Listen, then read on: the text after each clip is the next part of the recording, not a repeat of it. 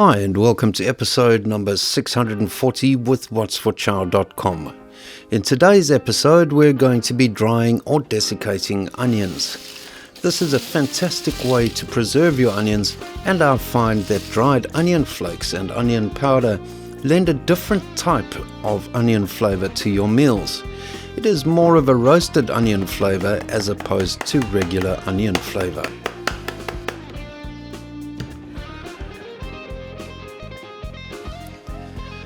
To start, top, tail and peel your onions. You can use any cultivar of onion.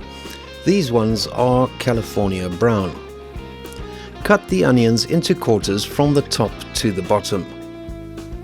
This is much quicker and easier than chopping the onion, and you lose less of the volatile oils, and this is where all the flavor is. You'll also find the larger flakes will dry quicker and more evenly than smaller chopped bits that tend to clump together, inhibiting the airflow in your dryer. Place all of the cut onion into a large non-reactive bowl and cover them with boiling water. Allow this to stand for 3 minutes, stirring constantly.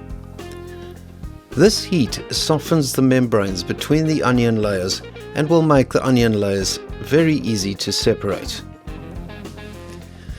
This also dilutes some of the acidity, resulting in a very mild aroma while drying. This is a major consideration if you're running your food dryer in the house, or worse, in an apartment.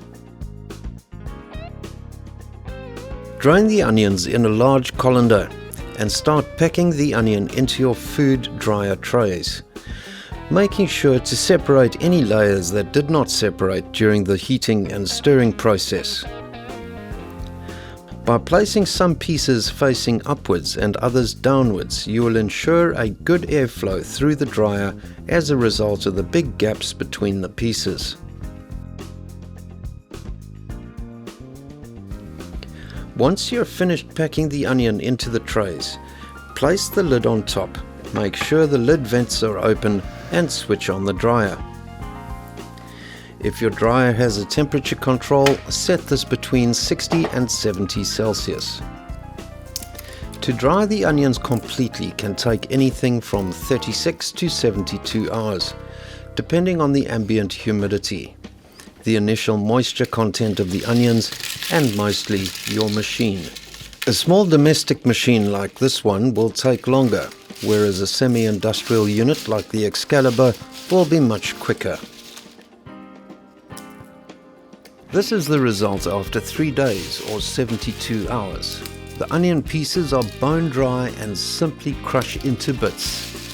At this stage, if you want dried onion flakes, then simply crush them by hand until your desired texture is achieved. Alternatively, pulse them a few times in your food processor until you're happy with the texture. I'm going to mill these in my spice grinder into a fine powder. To do this, transfer a large handful to your mill and zap it a couple of times until it is broken down. Add more onion to the mill and continue. Continually adding onion to the mill aids the mill in refining the powder, as the blades need back pressure to do their job properly. Continue until the mill is full of powder, then empty it and continue with the remaining onion.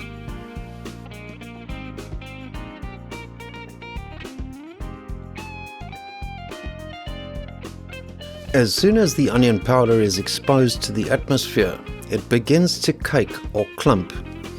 To prevent this during storage, add 1 to 3 tablespoons of cornstarch to the onion powder and mix this in.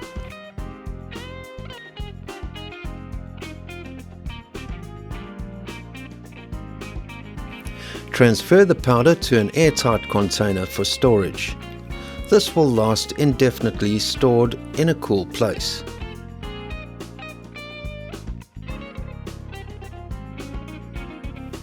That's it for today, folks. Please like, subscribe and share, and we'll see you again real soon.